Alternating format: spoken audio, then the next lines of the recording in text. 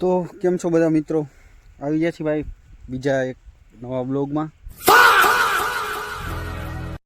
અને અત્યારે હાલમાં છીએ આપણે વાડીએ ભાઈ, કારણ કે ભાઈ હજી આપણું પાણી વારવાનું કામ પત્યું નથી ભાઈ.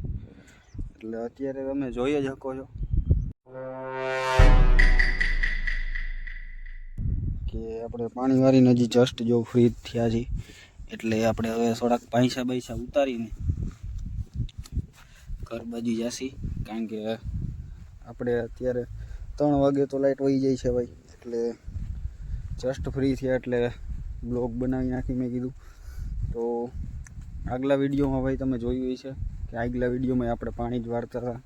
એટલે હજી ભાઈ પાણી વારવાનું કામકાજ છે ને હજી આપણે પૂરું નથી.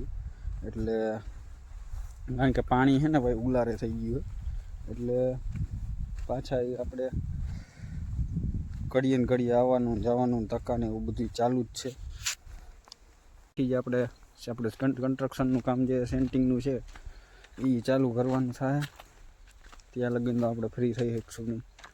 એટલે કાલે તો ભાઈ ખરેખર બહુ ત્રાસ આપી દીધો, કારણ કે ભાઈ શરીરમાં થઈ ગઈ છે ઝીણી ઝીણી બેક્ટેરિયાવાળી, આપણે ઓલી કહેવાય ને ફોડકી આવે ને એ થઈ ગઈ છે. એટલે કાલે ગયા હતા એની દવા લેવા, તો ભાઈ હજી હાલમાં એ ભાઈ ખંજોળ બહુ આવે છે ભાઈ, જોરદાર. એટલે આવું બધું છે ભાઈ. અને જેવી રીતના મેં વિચાર્યું હતું ભાઈ કે ભાઈ બ્લોગ ચાલુ કર્યા પછી શું થાય, તો ભાઈ એ બધી કાર્યવાહી થવાની ચાલુ થઈ ગઈ છે. મેં વિચાર્યું હતું, મને ખબર હતી કે ભાઈ બ્લોગ ચાલુ કર્યા પછી જે બધે પૂછવાનું આ તે ઓલું પેલું બધું હેટ્સ ને નેગેટિવ થોટ્સ ને બધા લોકોએ આપવાનું ચાલુ કરી દીધું. એટલે કાંઈ વાંધો નહીં ભાઈ, ચાલુ તો રાખવાનું જ છે, એમાં કોઈ શંકાને સ્થાન છે જ નહીં. કારણ કે આપણે સિવાય આપણા મનના માલિક, અને આપણે જે મજા આવશે એ જ કરશે. અને આ એક શોખ છે ભાઈ, ટાઈમપાસ છે મારો.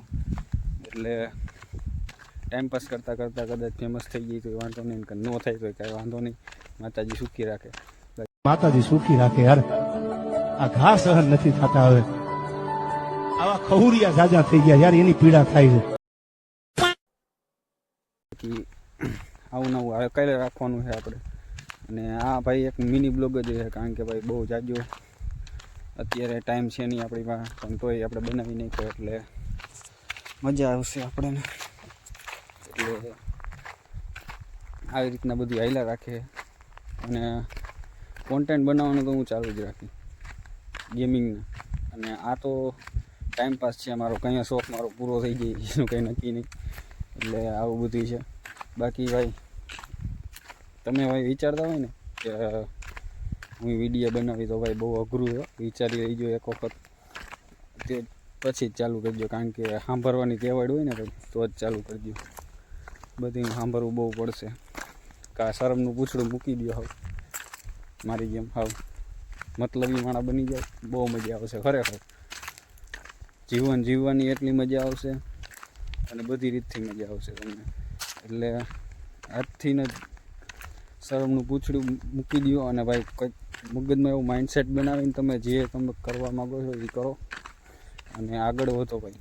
બનાવવાનું ચાલુ કરી દો એક વખત, પછી આ ઓટોમેટિક બધું તમને આવે, લાઈન દોરી આવવા માંડશે. મળીએ નેક્સ્ટ બ્લોગમાં, અને મળતા રહેશું.